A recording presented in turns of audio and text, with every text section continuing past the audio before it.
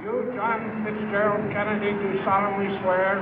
I, John Fitzgerald Kennedy, do solemnly swear.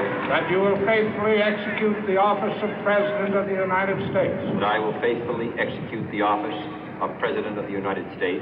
And will, to the best of your ability. And will, to the best of my ability. Preserve, protect, and defend the Constitution of the United States. Preserve, protect, and defend the Constitution of the United States. So help you God. So help me God.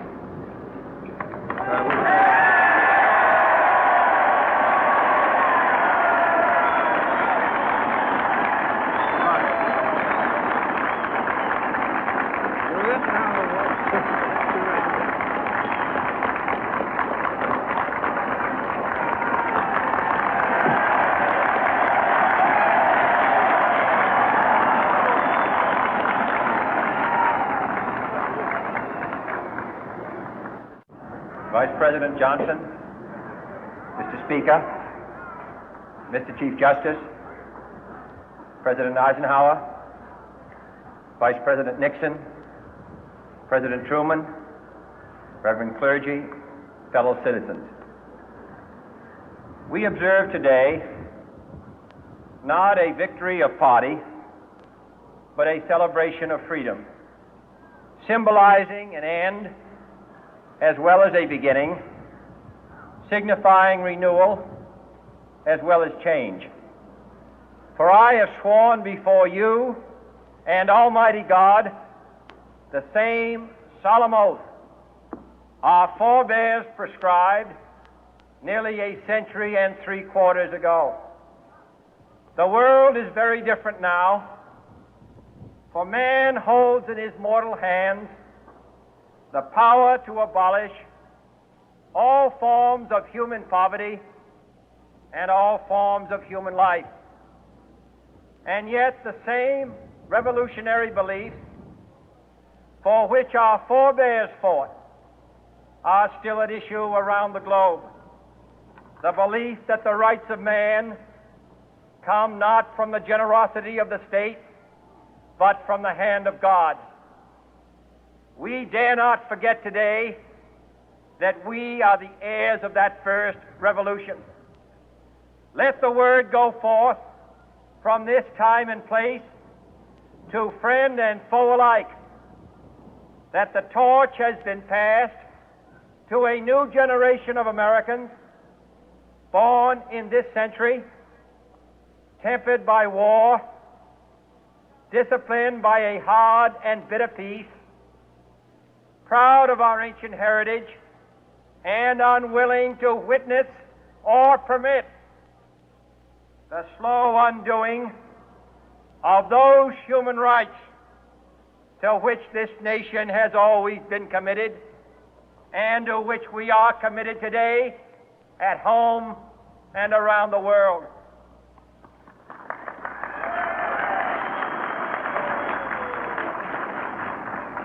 Let every nation know, whether it wishes us well or ill, that we shall pay any price, bear any burden, meet any hardship, support any friend, oppose any foe to assure the survival and the success of liberty.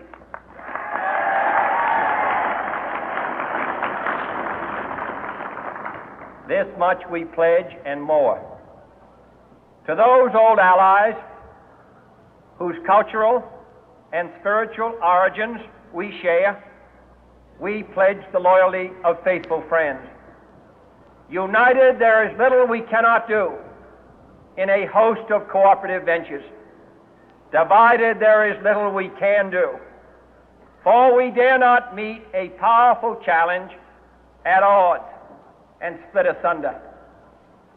To those new states whom we welcome to the ranks of the free, we pledge our word that one form of colonial control shall not have passed away, merely to be replaced by a far more iron tyranny.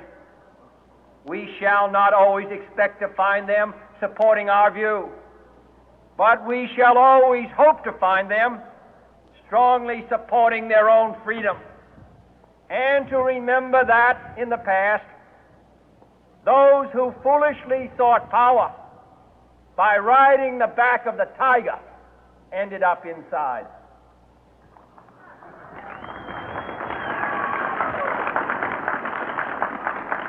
To those people in the huts and villages of half the globe struggling to break the bonds of mass misery, we pledge our best efforts to help them help themselves for whatever period is required, not because the communists may be doing it, not because we seek their votes, but because it is right. If a free society cannot help the many who are poor, it cannot save the few who are rich.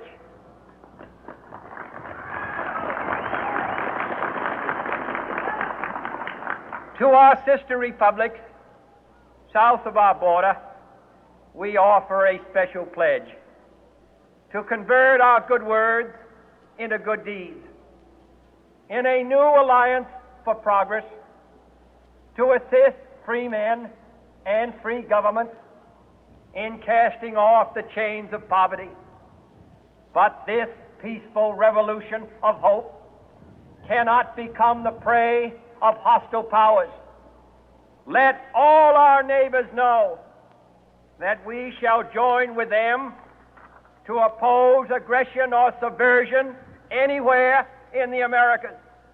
And let every other power know that this hemisphere intends to remain the master of its own house.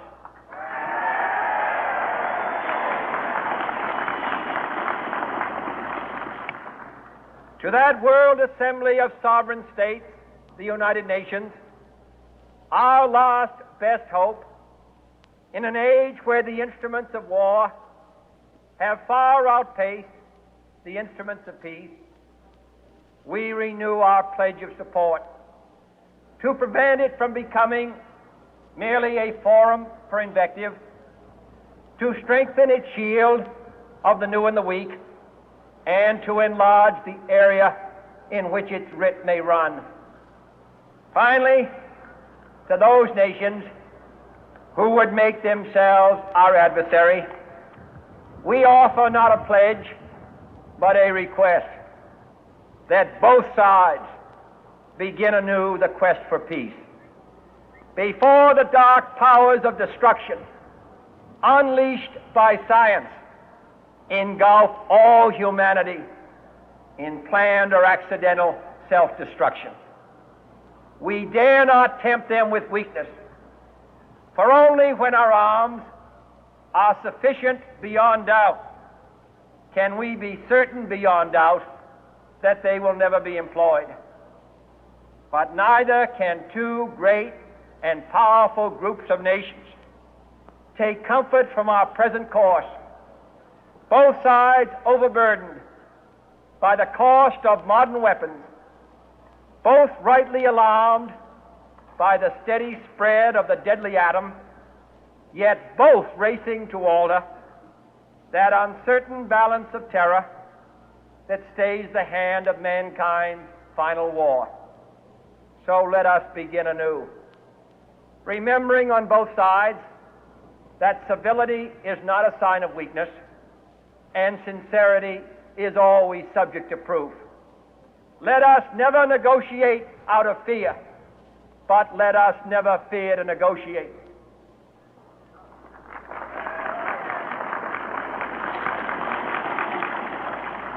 Let both sides explore what problems unite us, instead of belaboring those problems which divide us.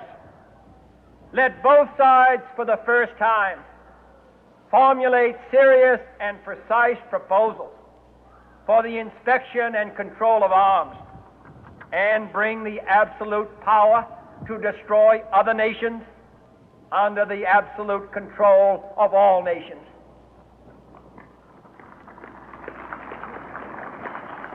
Let both sides seek to invoke the wonders of science instead of its terrors.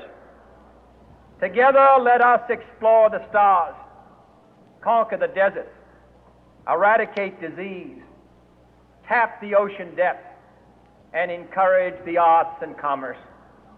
Let both sides unite to heed in all corners of the earth the command of Isaiah to undo the heavy burden and let the oppressed go free.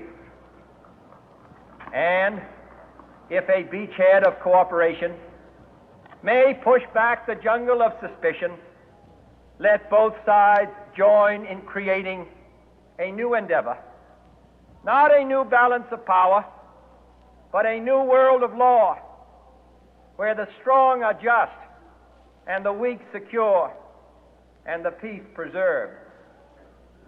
All this will not be finished in the first 100 days, nor will it be finished in the first 1,000 days, nor in the life of this administration, nor even perhaps in our lifetime on this planet. But let us begin.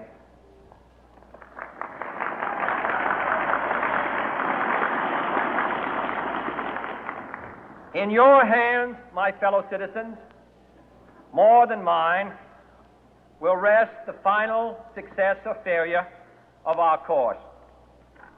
Since this country was founded, each generation of Americans has been summoned to give testimony to its national loyalty. The graves of young Americans who answered the call to service surround the globe.